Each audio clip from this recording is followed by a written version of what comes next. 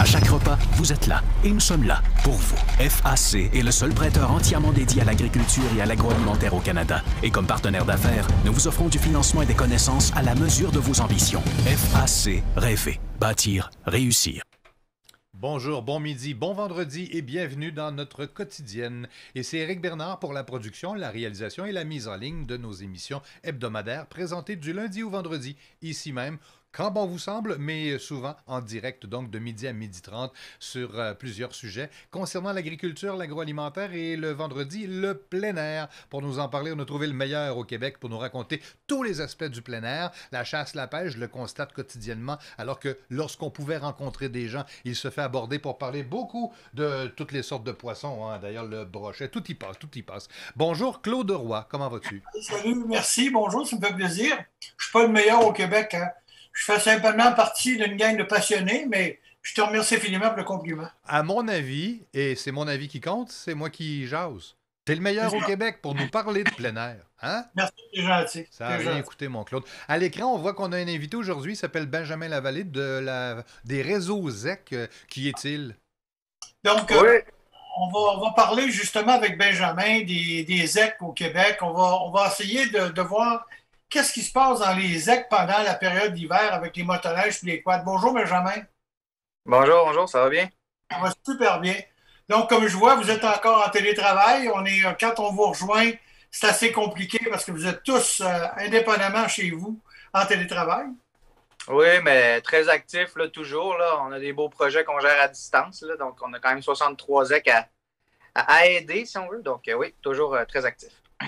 Je voudrais parler aujourd'hui, premièrement, de l'accès dans les ZEC avec motoneige et quad. C'est quoi les accès? Comment on peut aller dans un ZEC aujourd'hui? Est-ce qu'on doit payer si on va dans un ZEC en motoneige ou en quad? Ben, en fait, là, les ZEC, il faut comprendre que l'hiver, la grande majorité sont fermées là, des 63. Certaines vont ouvrir, par exemple, ponctuellement pour des activités cibles, là, une fin de semaine de pêche, par exemple, ou sinon, il va y avoir une petite minorité qui va être ouverte toute l'année, elle. Donc, pour ce qui est des motoneiges ou quad, plus précisément, il faut comprendre que, bon, si la ZEC est ouverte, c'est simple, on arrive à la guérite, on paye le droit de circulation, en plus de s'enregistrer, pour savoir quand on rentre et quand on sort. Là. C'est en grande partie pour une question de sécurité. Si la ZEC est fermée, le territoire devient un territoire libre, excusez-moi. Donc, une terre de la couronne. Donc, en fait, c'est en totale autonomie. Ce qui fait que vous pouvez y aller librement, mais évidemment, on demande quand même de faire attention et de respecter aussi les gens qui vivent à l'année, d'ailleurs, sur des ZEC, là, dans des chalets ou maisons sur place. On a vu, je vois un peu partout au Québec qu'il y a un engouement au niveau de la pêche blanche. Moi, c'est pas mon sport parce que pendant l'hiver, le poisson qui dort, je veux le laisser dormir. Lui sortir d'un trou, ça ne m'intéresse pas, mais il y a beaucoup de monde qui sont des adeptes de pêche sur glace. Donc, comment ça se passe au niveau des ZEC? Est-ce que tous les ZEC offrent un service de pêche blanche? Non, c'est ça. Comme je vous dis, il y a une minorité. Ça se développe de plus en plus. Là, encore cette année, on a 7 ZEC au Saguenay qui sont regroupés pour faire l'activité. J'en ai dans le Bas-Saint-Laurent, en Mauricie, même en Estrie aussi. Donc, c'est assez. On commence à en avoir dans toutes les régions, mais c'est autour de 15 ZEC environ, grosso modo, qui vont offrir l'activité. Ça marche un peu de la même façon que pour la pêche là, estivale. Donc, on arrive au poste d'accueil encore là. On peut s'enregistrer, payer ses droits d'accès. Pour la journée, tarif journalier ou bon, il y a des tarifs annuels aussi si la ZEC est ouverte à l'année. Puis on profite de l'activité puis on déclare ses prises à la sortie. Donc c'est très similaire à ce qu'on peut voir pour l'estival. Mais étant donné aussi qu'il y a la COVID, peut-être vérifier avant, il y a plus de réservations, un peu plus de conditions aussi au niveau sanitaire. Puis il y a beaucoup de ZEC qui sont rendus informatisés. Donc sur réseauzec.com, vous pouvez souvent tout réserver là, directement. Benjamin, à ce moment-là, les routes ne sont pas ouvertes, par exemple. Ce sont des routes praticables en quad puis en motoneige, parce que là, la route n'est pas ouverte jusqu'au lac. Vous n'entretenez pas ça l'hiver. Mais il y a beaucoup. Les ZEC qui sont ouvertes à l'année ont au minimum le chemin principal de déblayer, souvent accessible en voiture. Là, je suis allé dernièrement avec ma Honda Civic. C'est loin d'être un VUS.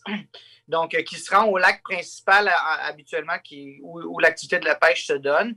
Sinon, ben, exact, c'est sûr qu'il y a des ZEC un peu moins accessibles ou si vous voulez aller un peu plus loin, ben, la motoneige et le quad, souvent, est la solution. Évidemment, il faut faire attention, là, surtout quand la ZEC est fermée, là, de se promener en motoneige dans des sentiers en se disant, bon, je suis sur la ZEC, donc c'est gratuit. Il y a quand même des sentiers balisés, fédérés par la Fédération là, des motoneiges. Donc, si vous êtes sur le sentier sans avoir payé vos droits, ben là, vous allez être en infraction. Donc, c'est à faire attention. C'est la même chose au niveau du quad. Vous avez quand même un accès dans les ZEC pour les quads et les motoneiges. Donc, il faut s'assurer, si y a un sentier fédéré, d'avoir notre permis pour le sentier fédéré et non pas le permis de la ZEC. Ben, la ZEC, en fait, si la ZEC est ouverte et puis vous avez votre tarif là, de circulation, à ce moment-là, vous êtes correct sur tout le territoire de la ZEC. Okay. Parce que vous avez payé votre droit de circulation sur le territoire. Par contre, le problème est souvent quand la ZEC est fermée, là, les gens s'imaginent, on peut aller partout sur la ZEC gratuit. Ben là, dans ce cas-là, si vous arrivez sur un sentier que vous avez des frais à payer et vous ne les avez pas payés, ben là, c'est là que les infractions rentrent en ligne de compte. Est-ce que le permis qu'on achète dans une ZEC au début de l'année, il est bon pour 1 an ou s'il est bon pour la saison, pour te dire une saison de pêche puis une saison de chasse? Parce que vous vendez les deux permis. Vous vendez la pêche, vous vendez la chasse en accessibilité, mais est-ce que ces permis-là vont nous donner la permission d'aller sur le territoire de la ZEC pendant le reste de l'année? En fait, c'est un peu dans le même principe que l'idée d'être ouvert annuellement ou terminé, par exemple, autour de novembre. Là, on parle habituellement, dans la majorité des ZEC, ferme en novembre. Donc, la carte de membership, si on veut, le tarif annuel se termine en novembre dans ce cas-ci. Une ZEC qui est ouverte à l'année, ben, elle, le permis va être valide à l'année. Donc, c'est une petite chose à surveiller parce que c'est beau de dire membership annuel, mais si la ZEC ferme en novembre, votre année se termine en novembre. Donc, c'est une simple vérification, mais vous pouvez aussi aller dans une ZEC de façon journalière, ce qui peut être intéressant. Il ne faut pas penser qu'il faut être forcément un membre d'une ZEC pour aller profiter du territoire. Donc, c'est 2 avenues possibles. Bon, vous avez des gens qui sont des résidents qui avaient les chalets avant que le réseau des ZEC s'installe, c'est-à-dire il y a plusieurs années. Il y avait déjà des droits, mais est-ce que ces gens-là sont régis par les ZEC maintenant? Ils ont un droit d'accès payé pour se rendre à leur chalet parce qu'ils font partie d'un ZEC. Ils sont pas plus chez eux. Le chalet leur appartient, mais ils sont sur un territoire de ZEC, par exemple. Oui, ben en fait, ils sont régis par les mêmes règles que tout le monde. Oui, il y a des anciens, mais il y a des nouveaux chalets aussi parce qu'il y a toujours là, chaque année un tirage au sort qui te permet de gagner un bail de villégiature pour te faire un chalet privé, mais le territoire ne t'appartiendra jamais. En fait, c'est le ministère de l'Énergie et des Ressources naturelles qui gère tout ça. Pour l'aspect des baux et l'occupation du territoire. Mais pour ce qui est de payer son droit d'accès, il est obligé aussi. Il peut payer de façon journalière, mais ça va être un peu plus coûteux que d'avoir le membership annuel. Donc, la seule grosse différence qu'on peut voir, c'est quelqu'un qui habite là à l'année, que c'est sa résidence principale. Là, à certaines occasions, il y a des accommodements, si on veut, surtout si le chemin unique pour se rendre chez lui, c'est dans la ZEC. À ce moment-là, il y a des accommodements qui lui sont proposés là, pour le faciliter. Benjamin, est-ce que vous faites à l'intérieur des ZEC, selon ce que tu sais des différents membres, est-ce que vous faites de l'ensemencement massif en début de saison ou pendant la saison, ou c'est du déplacement de poissons que vous faites dans des lacs poissonneux vers des lacs moins poissonneux, comme il se passe à la CEPAC, par exemple?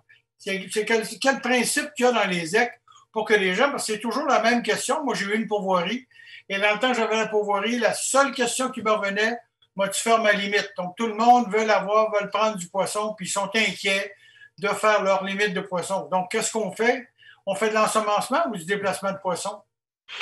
Je vous dirais que je vois les deux, dépendamment de la région, parce qu'il y a des régions un petit peu plus près des grands centres, que là, l'ensemencement va être un peu plus présent, étant donné qu'il y a beaucoup plus de clientèle. Quand on va un peu plus dans des ZEC éloignés, oui, déplacement de poissons ou simplement des lacs, par exemple, qui vont être ouverts une seule journée, quota atteint, on ferme, puis on se garde la belle pêche pour l'année suivante.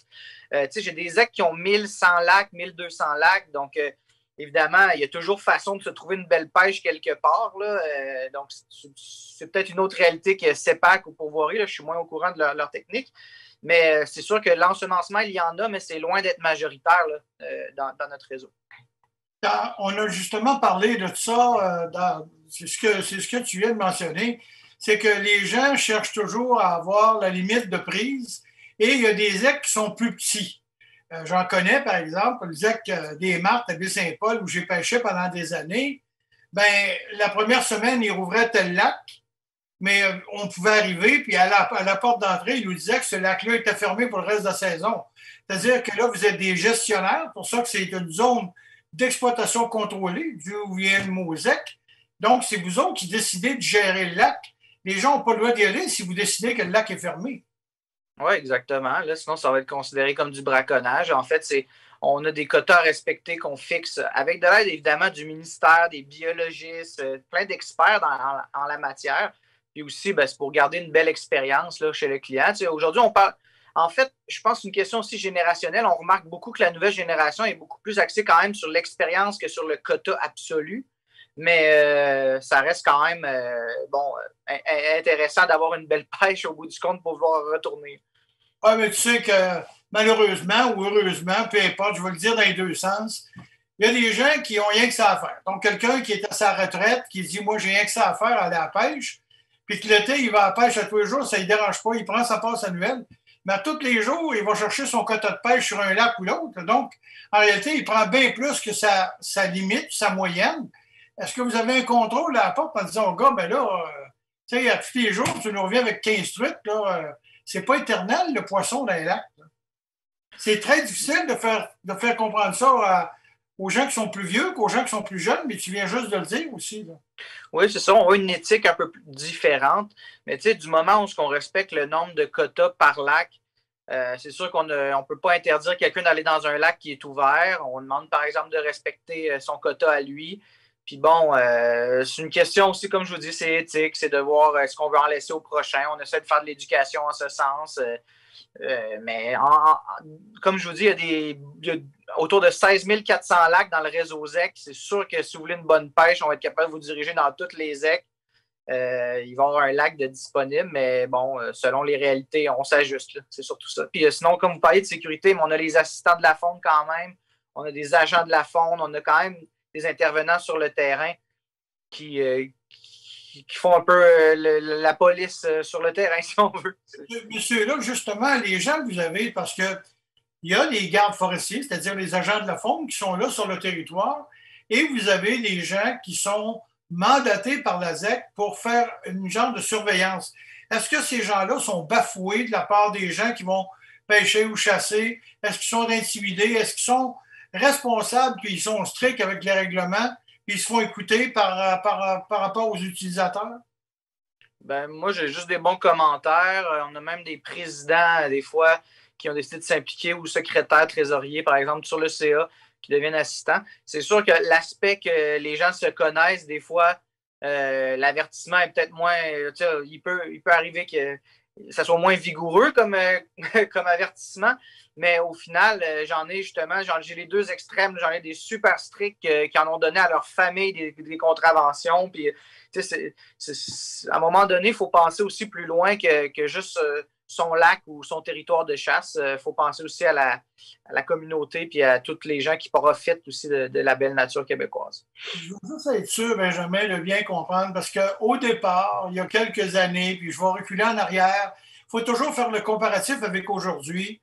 Ça s'appelle une zone d'exploitation contrôlée, puis on disait que bien des fois, le territoire était géré par les mêmes beaux-frères, puis ils se formaient une clique à l'intérieur du ZEC.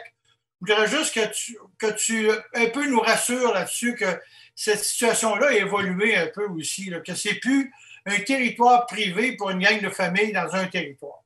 Non, ben effectivement, là, il y a beaucoup de mécanismes qui sont mis en place. C'est sûr qu'il y en a là, des voisins qui se connaissent, puis il y a même des familles. Mais à un moment donné, il y a du tirage au sort aussi pour donner les places de camping, des places de chalet. Je veux dire, les chalets, c'est même pas nous qui gérons ça. Là. On s'entend, les baux de villégiature, c'est un autre ministère complètement. Les tirages au sort pour les campings. Il y a une diversité, il y a une communauté tissée serrée parce que les gens finissent par se connaître. Mais de là à dire que c'est encore des clubs privés comme c'était avant, non. Il y a des ZEC qui ont plus d'efforts à faire parce que pour X raisons dans leur cheminement, leur position au niveau du conseil d'administration, etc. Mais sinon, c'est loin d'être les clubs privés qu'on avait auparavant, ça je peux vous le garantir. Benjamin, ça peut coûter quoi en moyenne pour terminer l'entrevue là-dessus, ça peut coûter quoi en moyenne pour une personne ou une famille dans un ZEC moyen au Québec? Je te parle juste d'une moyenne générale. Ça coûte quoi pour la saison, aller être membre d'un ZEC et de pouvoir profiter des services d'un ZEC pendant une saison de pêche, par exemple? Ben, tu sais, une saison de pêche, nous, on a un montant plafonné. On n'a pas un montant plancher, si on veut, là. Mais tu sais, je peux vous mettre le pire scénario. Là. Le pire scénario, c'est d'y aller une journée de temps de façon individuelle. Si on prend puis on fait x4 si on est une famille, là, mais comme je vous dis, c'est le pire. On parle d'environ 25 $ pour une journée de pêche, environ une dizaine de dollars pour le droit de circulation. Puis ça, c'est si vous faites un aller-retour. Donc, ça vous ferait, si vous êtes toute seule, 35 $ au pire. Après ça, on a des forfaits de groupe, des forfaits de famille, des forfaits de fin de semaine. Donc, ça reste très accessible. Là. Je veux dire, là, on parle d'une journée, mais comme je vous dis, j'ai des forfaits annuels pour la famille. Là, j'avoue que ça varie un peu de ZEC en ZEC, étant donné qu'ils sont maîtres aussi de leur organisme à eux. Mais le pire scénario, ça serait environ ça, là, 35 $ par jour pour un adulte. Puis là, on ressort, puis c'est terminé là.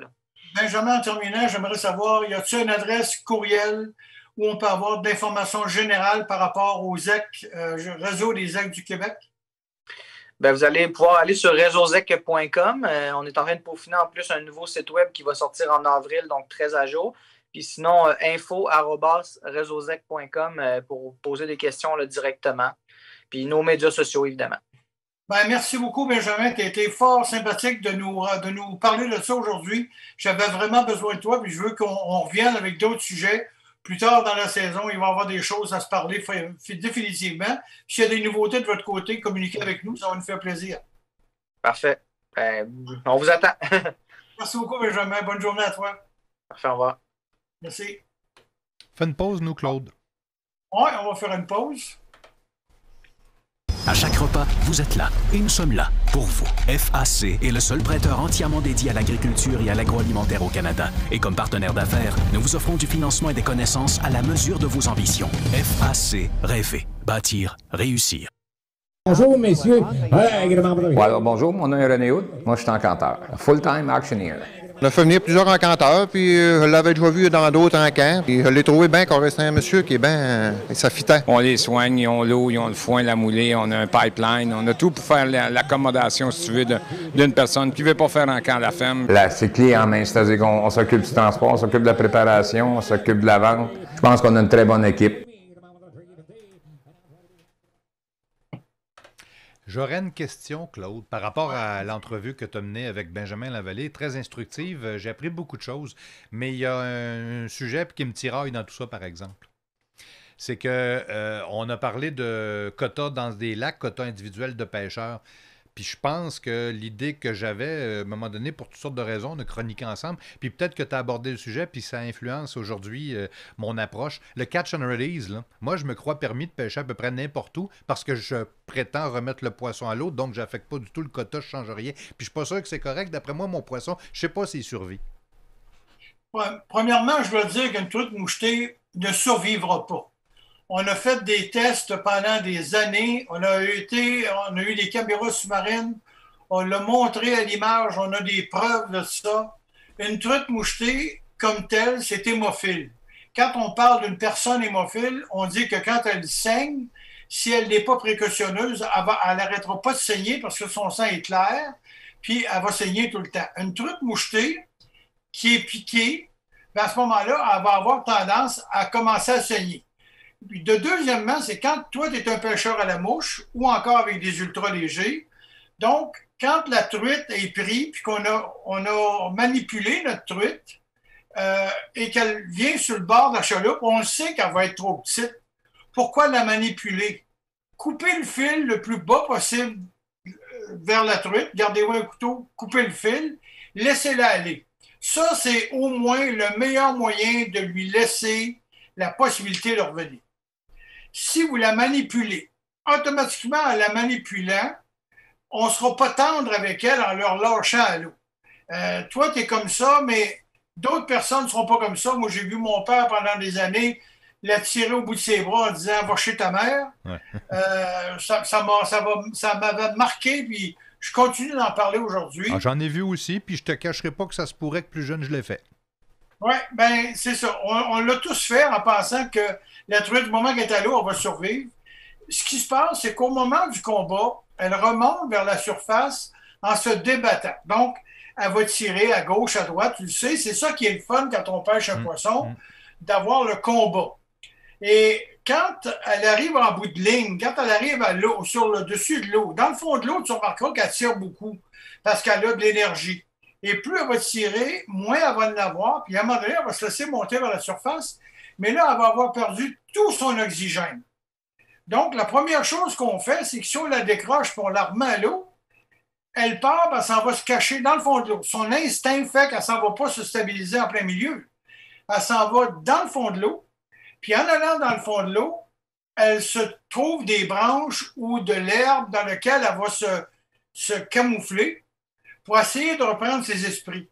Et là, elle va attirer de l'eau dans sa bouche, mais en attirant l'eau, elle va attirer la base aussi, qui va être nombreuse dans le fond et qui va bloquer ses voies respiratoires. Et finalement, elle va mourir parce qu'elle n'aura pas assez d'oxygène, ou elle va faire ce qu'on appelle le malaise des profondeurs pour les plongeurs. Là, tu veux, un genre de somnolence. Puis finalement, elle va mourir. C'est pas parce qu'elle ne remonte pas à la surface que vous allez dire qu'elle est vivante. Parce qu'elle n'a plus d'oxygène. Donc, en n'ayant plus d'oxygène, elle ne montera pas nécessairement, elle est plus lourde. Donc, elle va rester dans le fond. Et là, vous ne saurez pas si elle est vivante. Bien, des fois, si on remet une truite à l'eau, on regarde au-dessus de l'eau, on dit, tiens, elle est vivante, regarde, elle flotte à la surface. Les oiseaux vont venir la ramasser, puis ils vont partir avec. Donc, une truite capturée, si vous ne coupez pas le fil très, très court, habituellement, c'est une truite qui est morte. Peu importe votre mise à l'eau, elle va mourir. Moi, j'ai calculé que couper l'hameçon, j'ai même vu des truites, parce que j'ai fait des essais en aquarium, j'ai vu des truites avec 7-8 monofilaments lui sortir de la bouche, puis elle continuait de s'alimenter pareil.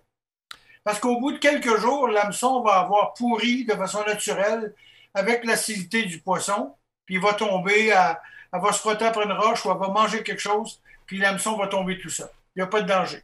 Donc, je fais bien d'aborder le sujet, puis de façon raisonnable et responsable. Une truite que j'ai ramenée au bateau à chaloupe au pied, c'est une truite capturée dans le quota. Oui, c'est une truite capturée dans ma tête à moi. Puis là, si on prend une puise, donc moi, je ne prends jamais de puise. J'ai jamais de puise dans mon bateau, et ça depuis des années. Donc, ce n'est pas un gros défaut, là, c'est moi. Donc, moi, ce que je fais, c'est que si jamais je veux garder du poisson, si on va sur un lac à truite puis j'ai l'intention de garder du poisson, je vais m'apporter une épuisette, non pas pour la puiser, mais simplement pour la maintenir à la surface de l'eau, pour pas qu'elle aille dans le fond chercher cette vase-là. Je vais la garder dans l'épuisette 5 à 10 minutes, donc je ne pêcherai pas. Je vais être attentif à ma truite. Et dès que je vais voir qu'elle nage normalement dans mon épuisette, je vais baisser l'épuisette doucement, puis elle va partir doucement dans l'eau. Et là, je sais que c'est une truite qui est sauvée. Okay. Sinon, je ne sais jamais si c'est une truite qui est sauvée. Je coupe le monofilament, je la laisse partir. Si elle a assez d'oxygène, elle ne se battra pas trop pour s'en aller au fond. Puis si jamais j'ai complètement enlevé l'oxygène, bien là, c'est là que je vais prendre ma puise, la mettre dedans, c'est-à-dire la laisser en place, couper le fil, la laisser là. Et quand elle va être assez vivante, à mon avis, je vais baisser l'épuisette, je vais la laisser partir. Ça me répond très, très bien et me responsabilise dans mes futurs choix quand j'aurai un poisson au bout de la ligne. Il nous reste très peu de temps à l'émission, Claude, puis je pense qu'au bénéfice de nos auditeurs dans Port-Neuf, il serait préférable d'aborder de la situation des motoneigistes plutôt que de montrer du matériel de montage. Absolument. Donc, parlons de la situation des motoneigistes à l'heure actuelle. Premièrement, vous savez, peut-être que vous ne le savez pas, mais moi, là, je travaille depuis quelque temps, depuis 1 an, je travaille dans le milieu de l'agriculture où je vois beaucoup d'agriculteurs et agricultrices à travers la province de Québec. Cette semaine, je suis allé en début de semaine prendre des photos de fermes et j'ai dit le meilleur moyen, c'est que je ne veux pas avoir trop de neige, je vais aller près des cantons de l'Est, c'est-à-dire Richmond, Windsor, etc. Et je vais aller dans ce coin-là, il y a moins de neige qu'ici. Le problème, c'est qu'aujourd'hui, les agriculteurs sèment des semences d'automne et ces semences d'automne-là vont être coupées mais il va y avoir un résidu qui va être là dans le champ. Prêt pour la prochaine saison, ça va ressortir à la prochaine saison, ça va recommencer à pousser dans bien des cas, dans bien des semences. Mais là, les motoneigistes qui décident de faire du hors-piste puis qui s'en vont partout dans les champs, tout ce que vous faites, c'est que vous brisez les champs et le cultivateur va empêcher, c'est-à-dire qu'il va abolir son droit de passage. Il a le droit de le faire. Ce sont des droits qui sont négociés à la pièce par la Fédération des clubs de motoneige du Québec, la Fédération des clubs quad aussi, parce que des fois, ils passent dans les mêmes sentiers ou ils ont des sentiers parallèles, mais il faut passer chez un agriculteur. Donc, ils vont aller négocier au début le passage et l'agriculteur qui va dire, bien écoute, moi, le beau balisé, là, la gang de malades, ils passent ailleurs puis ils brisent tous mes champs. Cette semaine, on a vu dans le Journal de Québec un agriculteur se plaindre parce que lui, il avait planté un champ avec tous des petits arbres. Et là, les arbres, il y a juste la tête des arbres qui dépasse la neige parce que la neige est passée épaisse. Donc, les gens qui ont voulu faire du hors-sentier ont tous cassé les têtes d'arbres. Donc, ça va prendre des années avant que ça cicatrise, avant que l'arbre devienne beau. Et finalement, l'agriculteur est en maudit parce qu'il dit, moi, j'ai donné un droit de passage. Regarde, tu l'as la photo, tu nous la montres. Donc, on voit bien que les gens ont sorti des sentiers. Ils se sont promenés partout à travers la pépinière et ils ont brisé les arbres partout. Donc, faut faire attention. C'est que l'année prochaine, l'agriculteur qui est là, s'il dit à la Fédération, non, je ne vous donne plus de droit de passage, n'oubliez pas que quand un agriculteur bloque les droits de passage qui a 10 terres de large... C'est des kilomètres et des kilomètres là, qui ne marchent plus, là. Le sentier ne marche plus, là. Ouais. Là, le sentier provincial ne peut plus fonctionner parce qu'il y a une coupure entre un point et l'autre. Donc, vous n'aurez plus d'accès, là. Puis ça va être de votre faute.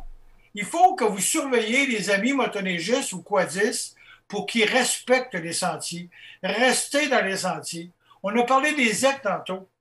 Dans les aigues, vous avez des endroits, justement, où vous pouvez aller vous énerver. Il y a des plateaux, des coteaux.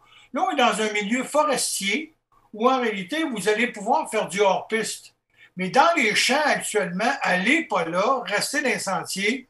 Vous brisez trop de végétation. En plus, vous allez briser votre motoneige parce qu'il n'y a pas assez de neige. On n'a pas assez eu de neige. Puis le troisième des points que je veux signaler, c'est de traverser les cours d'eau.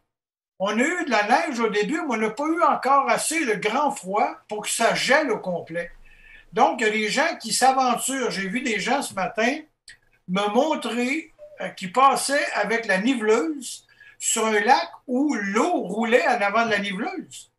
Donc, il faut faire attention, les amis, parce que moi, je ne sais pas que je n'ai pas d'empathie, mais si vous vous enfoncez avec la motoneige, vous avez un enfant, pas sûr que les deux vont être capables de s'en sortir.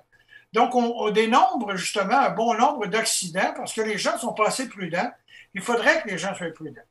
Donc, j'espère que ça répond à ta question, Éric, mais c'est le problème qui se passe. La question en amène une autre. Est-ce que ce que tu racontes avec la niveleuse, c'est un responsable d'un club qui nivelait puis qui publiait ça sur Facebook?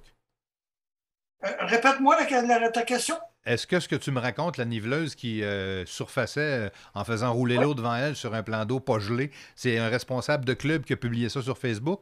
Ben, c'est quelqu'un qui était sur la niveleuse puis qui avait son chemin à faire. Puis malheureusement, en faisant son chemin, il s'est rendu compte que l'eau montait sur la glace puis qu'à certains endroits, il y avait même des motoneigistes qui s'étaient calés, ce qu'on appelle se slusher, c'est-à-dire que tu roules avec ta motoneige, puis l'eau embarque dans la chenille en arrière. Donc, si tu accélères pas pour sortir de là, tu vas mettre un amoncellement de glace alentour, puis la motoneige ne pourra plus avancer. Tu es complètement figé, puis c'est dangereux en plus.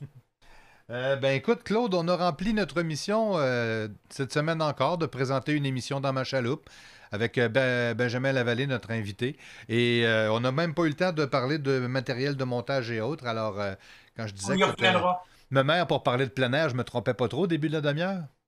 Merci beaucoup, t'es gentil. C'est un compliment. Je le prends. Salut, mon ami Claude. Merci pour cette semaine. Bonjour tout le monde. La semaine prochaine. Salut. Chaque repas, vous êtes là. Et nous sommes là pour vous. FAC est le seul prêteur entièrement dédié à l'agriculture et à l'agroalimentaire au Canada. Et comme partenaire d'affaires, nous vous offrons du financement et des connaissances à la mesure de vos ambitions. FAC. Rêver. Bâtir. Réussir.